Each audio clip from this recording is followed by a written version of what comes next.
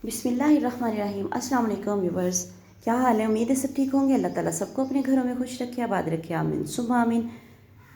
जी तो व्यूवर्स, आज हम आप लोगों के लिए लेकर आए हैं जुमे के दिन का ख़ास अमल। सिर्फ आप लोगों ने इसको एक ही जुमे करना है।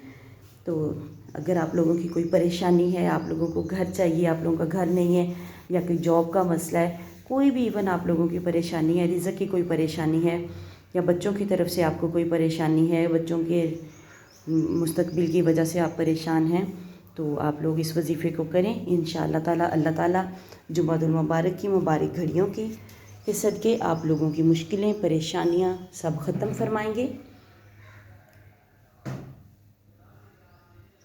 आप लोगों को ये अमल जो है वो सिर्फ़ एक ही जुमे करना है। आप लोगों की मर्ज़ी है, आप उसको अगले जुमे दोबारा किसी और मकसद के लिए करना चाहें या उसी मकसद के लिए दोबारा करना चाहें तो कर सकते हैं। अमल कुछ इस तरह से है कि आपने पहले 3 दफ़ा दुरूद इब्राहिमी पढ़ना है, उसके बाद आपने 100 दफ़ा तीसरा कलमा पढ़ना है, और तीसरा कलमा 100 दफ़ा पढ़ने के बाद आपने 21 दफ़ा आयतल कुर्सी पढ़नी है, और उसके बाद फिर से आपने 3 दफ़ा दुरूद पाक पढ़ना है, दुरूद इब्राहिमी।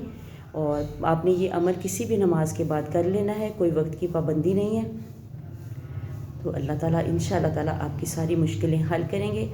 और अमल करने के बाद आपने अल्लाह ताला से रो रो के गिड़गिड़ा के दुआ करनी है, बिल्कुल ध्यान लगा के। जब भी कोई अमल करें, कोई वजीफ़ा करें, या वैसे आप अल्लाह ताला की इबादत करें, तो कोशिश किया करें कि आपको ये महसूस हो कि आप दिल से आपके अल्फाज निकल रहे हैं। बिल्कुल ध्यान लगा के, जितना यकसोई के साथ जितना ध्यान लगा के आप अल्लाह ताला के हजूर पेश होंगे, अल्लाह ताला से दुआएं करेंगे, अल्लाह ताला उतनी ही जल्दी आपकी दुआएं सुनेंगे। मेरे लिए भी दुआ कीजिएगा। मिलते हैं किसी नेक्स्ट वीडियो में, तब तक के लिए अल्लाह हाफिज़।